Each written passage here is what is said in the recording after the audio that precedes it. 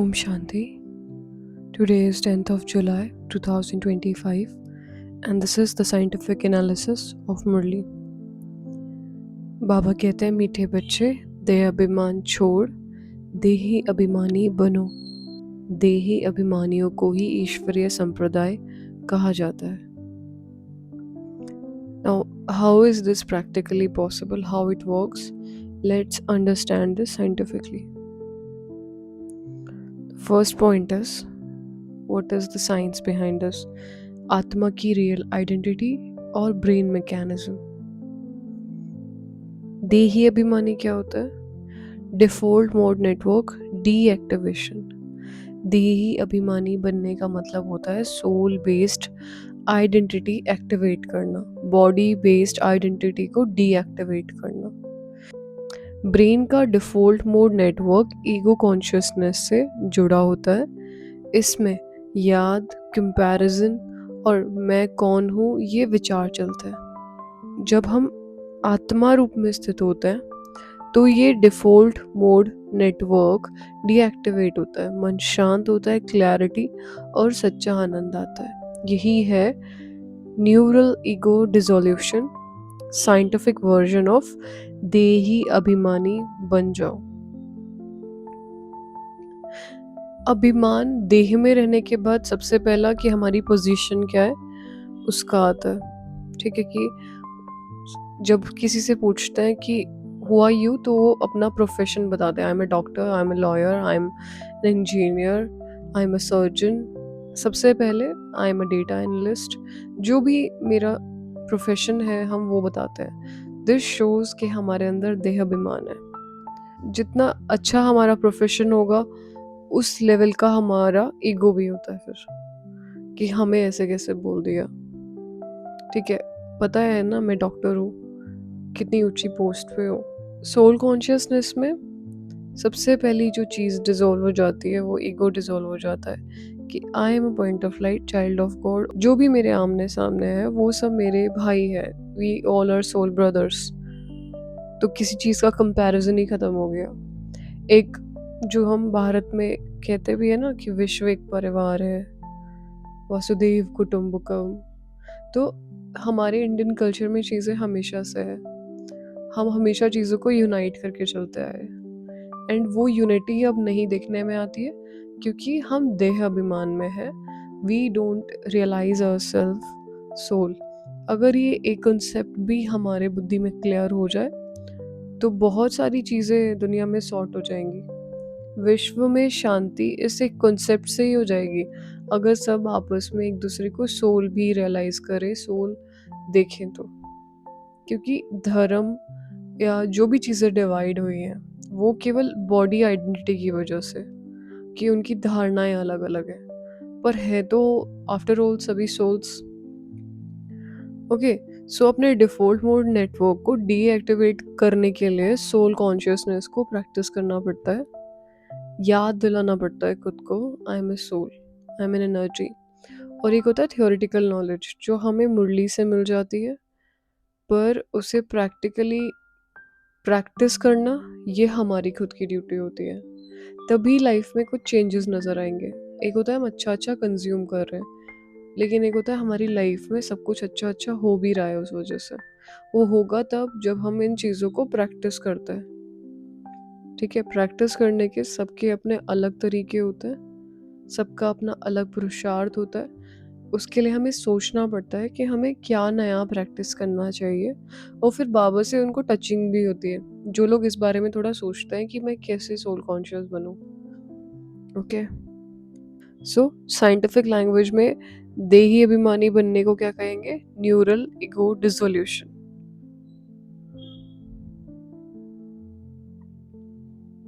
The second point is 7 रोज की भट्टी, न्यूरल डिटॉक्स प्रोग्राम। बाबा कहते हैं पतित बुद्धि को पावन बनाना है 7 रोज की भट्टी में।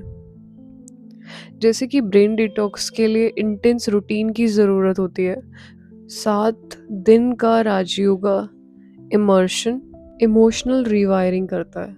इससे ब्रेन में एक नया डिवाइन मैप क्रिएट होता है जिससे हमारी लाइफस्टाइल चेंज होती है। ओके, इसीलिए सभी ब्राह्मण्स को पहले 7 रोज़ की भट्टी में बिठाया जाता है। उन्हें कॉन्सेप्ट्स की क्लैरिटी दी जाती है कि क्या what is soul, what is God, what is drama, what is cycle. Okay. जब 7 दिन के लिए हम रोज़ 1 घंटे पे जाके वो 7 डेज़ कोर्स अटेंड करते हैं, तो हमारे ब्रेन की एक न्यूरल रीवायरिंग होती है, ओके, जिससे आत्मा के अंदर पॉजिटिव चेंजेस आना शुरू होते हैं। और जब 7 डेज़ का मेडिटेशन कोर्स पूरा हो जाता है, तो फिर हम रेगुलरली कुछ चीज़ें और इम्प्लीमेंट करते हैं, जैसे अमृत वेला उठना, सुबह मुरली सुनना, मेडिटेशन करना, सेवा करना, ओके। ये चीज़ें ब्रेन में एक नया डिवाइन मैप बनाता है, जो लाइफ को कंप्लीटली चेंज कर देता है। एक कंप्लीट न्यूरल डिटॉक्स प्रोग्राम में होता है ये। Okay, the second part is मनोविज्ञान, psychology, ego, identity and transformation. देह अभिमान इज फॉल्स आइडेंटिटी क्राइसिस। जो आत्मा देह को ही पहचान मानती है, वह दुख, कंपैरिजन और अटैचमेंट में फंस जाती है। Okay, what is the psychological impact behind this? Ego identity creates insecurities, जिससे कोर्टिसोल, स्ट्रेस हार्मोन ट्रिगर होता है। ईगो किस वजह से आता है? हमारी बॉडी, फिर वो दिख कैसे रही है, फिर उसका स्टेटस क्या है, फिर अगर किसी ने आकर के कुछ भी ऐसा बोला जो हमारे स्टेटस को नीचे कर रहा है, तो फिर ईगो इंस्टिगेट होगा, जिससे कोर्टिसोल ट्रिगर होगा, नेचुरली स्ट्रेस हार्मोन्स रिलीज होंगे। ओके, तो कॉन्स्टेंटली आई, मी, माई, जो थॉट लूप है उसमें ट्रैप हो जाता है माइंड। उसे कहते हैं कॉग्नाइटिव ओवरलोड। इसमें डिसीजन मेकिंग कमज़ोर होती है और इमोशनल इंटेलिजेंस गिरती है। पूरा दिन देह अभिमान की वजह से मैं मेरा में फंसे रहना, कि उन्होंने ऐसा मुझे कैसे बोला, मुझे ऐसे कैसे बात कर सकते हैं वो लोग, या फिर कुछ भी ऐसी चीज़ें होती हैं। पूरा दिन हमारा माइंड इन्हीं थॉट लूप्स में ट्रैप रहता है, जिससे कोग्निटिव ओवरलोड होता है और हम इमोशनली सिक हो जाते हैं, वो अलग, जिस वजह से हमारी डिसीजन मेकिंग पावर कमज़ोर हो जाती है। बाबा इसकी एक थेरेपी बताता है, कहते हैं कि मेन है मैं आत्मा हूँ। इस चीज़ का बार बार अभ्यास करो। Increase self realisation plus inner security. Okay, तो ये जो सेल्फ रियलाइजेशन है कि आई एम अ सोल, तो वो उस कंसेप्ट को ही चेंज कर देती है। पहली बात तो आसपास बहुत कम लोगों को पता है कि I am a soul. Okay, I am a beautiful soul, I am the most powerful soul, I am the child of God. ये हमारे अंदर एक कॉन्फिडेंस बूस्ट करता है, जिस वजह से एटलीस्ट कोर्टिसोल और स्ट्रेस हार्मोन्स जैसी चीज़ें कभी रिलीज नहीं होती। हम इमोशनली स्ट्रॉन्ग बनते हैं और हमारी डिसीजन मेकिंग पावर भी स्ट्रॉन्ग हो जाती है। ओके, इससे एक इनर सिक्योरिटी मिलती है। अब इनर सिक्योरिटी कैसे होगी? आत्मा की सिक्योरिटी कैसे होती है? अब आत्मा को ऐसा तो नहीं कि आत्मा को कोई अटैक कर सकता है, जैसे बॉडी को अटैक कर सकता है, बट आत्मा को थोड़ी कर सकता है। आत्मा पे अटैक होता है इमोशंस से। तो किसी ने कुछ बुरा बोल दिया, किसी ने कुछ बहुत ज़्यादा इंसल्टिंग बोल दिया, वो चीज़ें हमें टच होती हैं, वो चीज़ें हमें हर्ट करती हैं, वो हम सोल को हर्ट करती हैं। Okay, somehow. ओके, सो उन चीज़ों से एक सिक्योरिटी बन जाती है। कोई कुछ भी बोल रहा है, लेकिन if I am realising myself that I am a point of light, I am an energy, I am a child of God, और सामने वाला उसको कुछ पता नहीं है इन चीज़ों का, वो 5 वाइसेस में फंसा हुआ है, देह अभिमान में फंसा हुआ है, इसलिए वो ऐसे बात कर रहा है। उसे एंगर इश्यूज हैं, एंगर एक बीमारी है, एंड उसके प्रति भी शुभ भावना के, ठीक है, उसको तो पता भी नहीं है ना चीज़ों का, इसीलिए इट्स ओके, कोई बात नहीं। तो ये होता है एक इनर सिक्योरिटी क्रिएट करना, अपने आप को इमोशनली प्रोटेक्ट करना। प्रोटेक्शन कैसे होगी? सेल्फ रियलाइजेशन से। खुद को पता होना चाहिए पहले मैं कितना स्ट्रांग हूँ। द नेक्स्ट पॉइंट इज पुरुषोत्तम संगम योग, सेल्फ इमेज रीबिल्डिंग स्टेज। एक यही योग है जहाँ पे हम खुद की एक इमेज क्रिएट कर सकते हैं, रीबिल्ड करते हैं। यह संगम युग वह प्लेटफॉर्म है जहां आत्मा अपने ओरिजिनल ब्लूप्रिंट को पुनः एक्टिवेट करती है। Self affirmations, elevated self concepts and divine visions rebuilt neural identity network. Baba's Srimad is divine cognitive reframing. You are not a sinner. You are a beautiful soul destined to be Narayan. What you are? You are a beautiful soul destined to be Narayan. So जब इतने powerful thoughts, इतने powerful affirmations soul repeat करती है या बाबा के हमें बताते हैं कि this is what you are, तो एक सेल्फ इमेज रीबिल्डिंग होती है। ओके, जो हम खुद को समझते हैं कि हम पावरफुल नहीं हैं, हम कमज़ोर हैं। सो बेसिकली हमें यहाँ क्या लगता है that we are not powerful, we are just common humans, we are just a common soul. Okay, we can't be great, हम कुछ भी अच्छा नहीं कर सकते। हम ना सेल्फ गिल्ट में रहते हैं, हम हमेशा खुद को कम आंकते हैं। बाबा आके हमें बताता है you were divine deity, you were Shri Lakshmi, you were Shri Narayan. Okay, और तुम अभी पुरुषार्थ कर रहे हो दोबारा से वही लक्ष्मी नारायण बनने का। पहले भी बने थे और अभी दोबारा बन रहे हो। आप मेरे बच्चे हो, मैं आपको आके चूज़ करता हूँ। दुनिया में इतने लोग हैं लेकिन मैं फिर भी आपको आके ही चूज़ करता हूँ, because you are a divine soul. आप बहुत प्यारे हो, हमेशा से प्यारे थे। ये होती है सेल्फ अफर्मेशंस जो हमें रिपीट करनी चाहिए, हमें याद रखनी चाहिए। भगवान आके हमें कह रहा है ना कि you are a beautiful soul. चाहे संसार के लोग हमें किसी भी दृष्टिकोण से देखते हो। एक हो रहा है कि भगवान आके हमें कह रहा है that you are a beautiful soul, और एक हो रहा है कि कोई संसार का व्यक्ति कह रहा है no you are not good. तो आप किस चीज़ में भरोसा रखोगे? भगवान की बात में या उस किसी कॉमन पर्सन की बात में? जब भगवान आके कुछ कह रहे तो उसका कुछ तो अर्थ होगा ना, किसी वजह से तो उन्होंने आके हमें समझाया कि you are beautiful, you the soul is destined to be Narayan.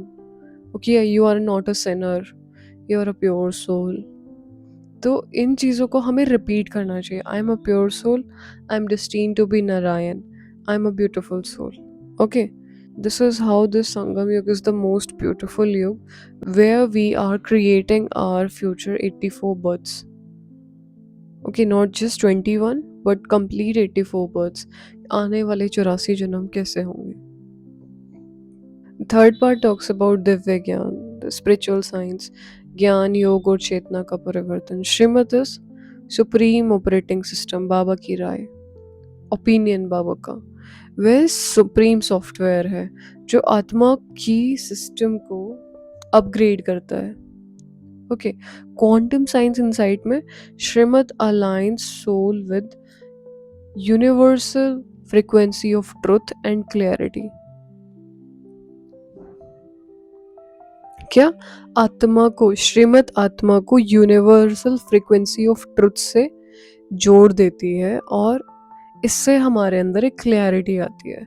जब आत्मा इस फ्रीक्वेंसी पर फंक्शन करती है तो उसका बिहेवियर, संस्कार, परसेप्शन डिवाइन हो जाता है। This is how it works. बाबा आके हमें अपना ओपिनियन देते हैं, वो कभी ऑर्डर नहीं देते, वो अपना ओपिनियन देते हैं कि बच्चे this is right and this is wrong, तो आपको इस तरफ ऐसे चलना चाहिए। ओके, वो हम पे कभी प्रेशर नहीं डालते, वो हमें कभी ये नहीं बोलते कि तुम्हें ऐसा ही करना है, करो आपको जो मन में है वो। लेकिन मैं आपको सही और गलत का डिफरेंस बताता हूँ कि ये चीज़ ऐसे है, वो चीज़ वैसे है। और जब हम उस श्रीमत पे चलते हैं तो हम यूनिवर्सल फ्रीक्वेंसी ऑफ ट्रुथ से अलाइन होते हैं, जिस वजह से हमारे बिहेवियर में, हमारे संस्कार में डिवाइन चेंजेस आता है। ओके, हमारी सोल एक डिवाइन फ्रीक्वेंसी पर फंक्शन करती है। ओके, और ये सब शुरू कैसे होता है? सबसे पहले हमें चाहिए होता है पढ़ाने वाला है कौन, इस चीज़ का निश्चय। तब जाके हम श्रीमत को इम्पोर्टेंस देंगे। अगर हमें लगता है कि हम श्रीमत नहीं फॉलो कर पाते क्योंकि हमें इस चीज़ की रियलाइजेशन नहीं है कि वो श्रीमत देने वाले स्वयं भगवान है। निश्चय इज़ द फर्स्ट थिंग। जो जितना ज़्यादा निश्चय बुद्धि होगा वो उतना ज़्यादा श्रीमत को फॉलो इजीली कर पाएगा। उन्हें पता है बोलने वाला कौन है, आँख बंद करके उस पे चल सकता है वो। उन्हें पता है ना चलाने वाला कौन है। अगर मैं गिरा भी तो भी he is responsible. Okay, so everything starts with निश्चय, देन वी कैन फॉलो श्रीमत। और जब हम श्रीमत फॉलो करेंगे हमारे बिहेवियर में, संस्कार में, परसेप्शन में चेंजेस आएंगे ही आएंगे। अगर हम कह रहे हैं कि हम तो चलते हैं श्रीमत पे, बट स्टिल हमारे अंदर कोई चेंजेस नहीं आ रहे हैं, मतलब हम नहीं चल रहे हैं, कुछ गड़बड़ है। हम 1 साल से 2 साल से ज्ञान में हैं, लंबे समय से ज्ञान में हैं, बट मेरे बिहेवियर में चेंजेस नहीं है, मतलब आई एम नॉट फॉलोइंग श्रीमत, there is something missing. Okay. सच्ची सत्यनारायण की कथा डीएनए लेवल प्योरिटी होती है उससे। तो ये वह कथा है जो आत्मा के अंदर स्टोर्ड कार्मिक ब्लूप्रिंट्स को रिप्लेस करती है। बाबा की ज्ञान और योग से एपिजेनेटिक्स हीलिंग होती है। देही अभिमानी स्टेज जीन एक्सप्रेशन चेंज करते हैं, from reactive to responsive personality बनाता है। तो सत्यनारायण की कथा में क्या होता है, वो आके हमें बताते हैं कि you were divine souls, you were Shri Lakshmi and Shri Narayan. Okay, and now आप चक्र लगाते लगाते यहाँ तक पहुँच गए हो, and you are again becoming Shri Lakshmi and Shri Narayan, and this is the true story of yours. वो हमें ही आके हमारी कहानी सुनाते हैं, हमें आके हमारी कथा बताता है। इसी को कहते हैं बाबा आके हमें स्वदर्शन चक्रधारी बनाते हैं, हमें खुद का दर्शन करवाते हैं। ओके, इससे एक एपिजेनेटिक्स लेवल की हीलिंग होती है, जीन एक्सप्रेशन भी चेंज होता है, जिसमें हमारा जो रिएक्शन देने का नेचर है ना, किसी ने कुछ कहा तो मुझे रिएक्शन आता है, वो रिस्पॉन्सिव पर्सनालिटी में चेंज हो जाता है। तो फिर हमें रिएक्शन नहीं आएगा, हम एक रिस्पॉन्स देंगे। रिएक्शन में होता है हम आउट ऑफ कंट्रोल जा कर के अपने सेंसेस में नहीं होते, तब जाके उन्हें रिएक्ट कर देते हैं कि शुरू आपने किया है ना, आई नेवर स्टार्टेड दिस तो आई एंड इट। तो ये चीज़ होती है रिएक्शन। एक होता है सामने वाला कुछ भी बोल भी रहा है, तो I am just responding, not reacting on it. Reaction मेरे खुद के कंट्रोल में नहीं होता, बट रिस्पॉन्स मेरे कंट्रोल में होता है। तो ये चीज़ हमारे अंदर बदलती है। नाउ लेट्स अंडरस्टैंड कि मुरली के सिद्धांत क्या है और वैज्ञानिक व्याख्या क्या है उस चीज़ की। देही अभिमानी इज ईगो माइंड से डिटैचमेंट और ब्रेन में क्लैरिटी। भट्टी में बैठना मतलब न्यूरल डिटॉक्स प्लस संस्कार रीशेपिंग। श्रीमत is divine guidance, neuro cognitive reprogramming. पुरुषोत्तम संगम योग is highest frequency period of self reinvention. इस चीज़ को तो नोट कर ले, this is the time for self reinvention. अगर हमने यहाँ पे भी नहीं समझा चीज़ों को, अभी भी हमें क्लैरिटी नहीं है, मतलब हम आने वाले पूरे पार्ट में अनक्लियर होने वाले, कंफ्यूज्ड रहने वाले हैं। आत्माभिमान is authentic identity that upgrades self worth and also increases self confidence. संगठित सेवा इज ग्रुप रेजोनेंस थ्योरी, इससे एनर्जी एम्प्लीफिकेशन होता है। सो हम आज की धारणाओं को वैज्ञानिक भाषा में समझते हैं, जो कथनी हो वही करनी हो, integrity that is equal to cognitive alignment, और जिससे मेंटल स्ट्रेंथ आती है।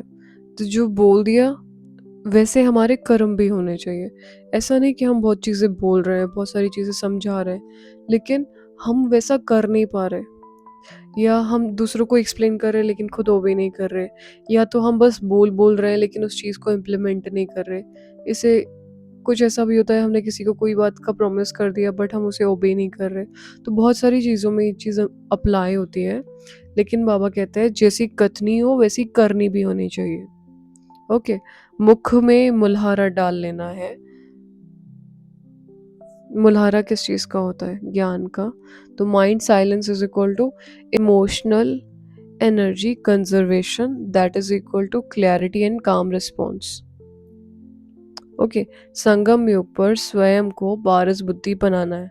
श्रीमत is equal to divine neurochemistry and that is equal to subtle intelligence activation. पारस बुद्धि कैसे बनेंगे?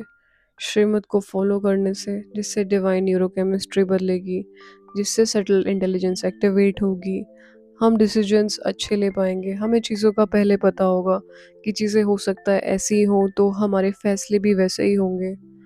ओके, वो जो चीज़ें हमें बाद में जाके हेल्प करेंगी। आज की मुरली के hidden scientific James.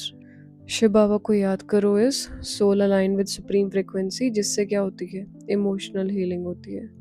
Bharat voiceless था क्योंकि भारत हाई वाइब्रेशनल सिविलाइजेशन थी, एक एनर्जेटिकली रिफाइंड स्टेट थी भारत की।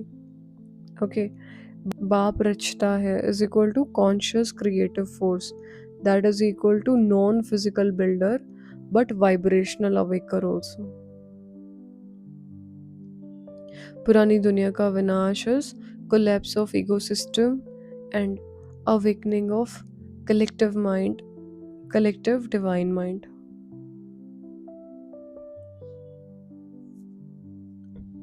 A final summary thought. This Murli is step by step inner reboot guide.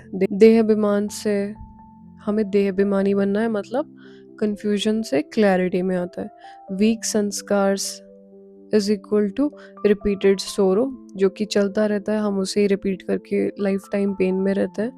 Empowered brain से एलिवेटेड कर्मा होते हैं, हम पुरानी चीज़ों को छोड़ के कुछ नया बुद्धि में भरते हैं, तो उस अनुसार हमारे कर्म भी पावरफुल होते हैं। Okay, so that's all about today's Murali.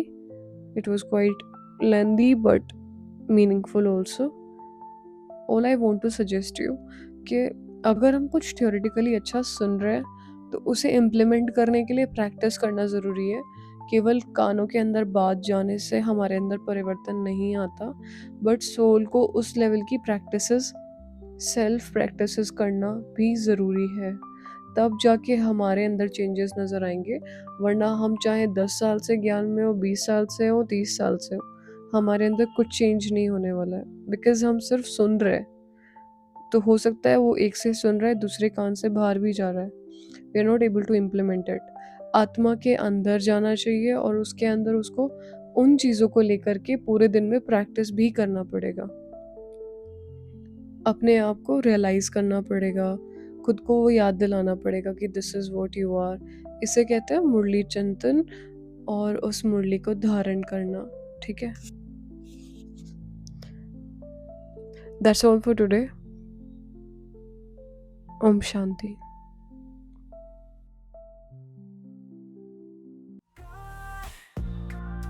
For loving me so true, thank you, God, for choosing me like you do. आपकी शीमत बनी हमारा सहारा, हर जन्म में चाहिए आपका ही किनारा।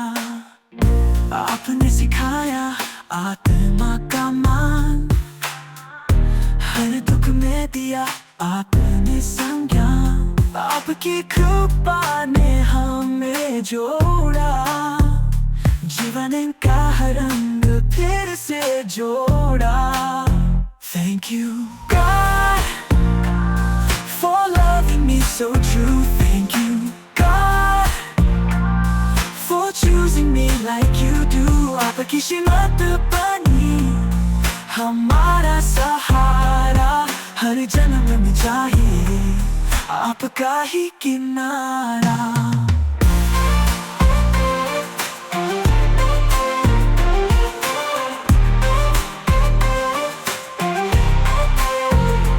हर कदम पर दिखती आपकी छाया, हर हंसी में छुपा आपका साया। हमारी हर प्रार्थना आपने सुनी, हर पल में आपने हमें गले लिया। Thank you, God, for loving me so true. Thank you, God, for choosing me like you do. आपकी शीमत बनी हमारा सहारा, हर जन्म में चाहिए आपका ही किनारा।